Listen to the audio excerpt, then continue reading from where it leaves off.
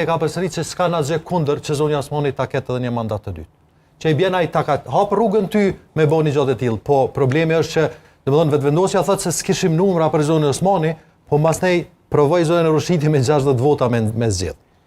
Tani kjo nuk qëndron zoti Peci. Kjo nuk unë mendoj që është e papranueshme mos të bëj përpjekje edhe mos me pas emra. Ti s'mund me thonë nuk bën 80 vota për zonën Osmani se nuk jem të sigurt se çka bën zoti Oti dhe zonja Bajrami, ndërkohë që ti po provon zonën Rushiti me 63 deputet me zgjedh.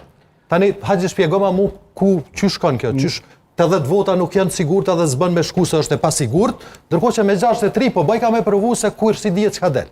Se nashta atë vinë në ndërkohë, sepse kjo ka qenë pak a shumë arsyetimi i disa, se kanë pritë se ata do të ndrojnë mendje dhe do të zbresin poshtë nga zyret e tyre të bëhen pjesë e seancës.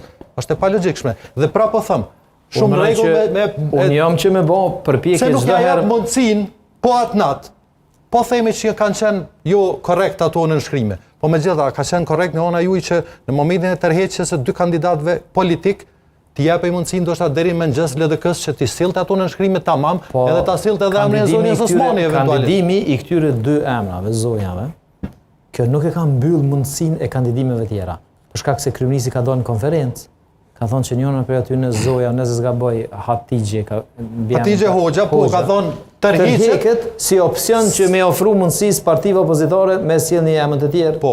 Edhe ajo tani pasas zoti Peci bën. Sjellë zonën Osmani, bëma forumin për zgjedhjen e zonën Rushiti. Kaç. Po, ka qenë edhe oferta e fundit, që 3 emrat me ardhë prej opozitës. Edhe ata nuk e kanë sjellë asnjë. Një pyetje shumë e rëndësishme, në qoftë se përsëritet rezultati i zgjedhjeve të kaluara ose rritet vetëvendosja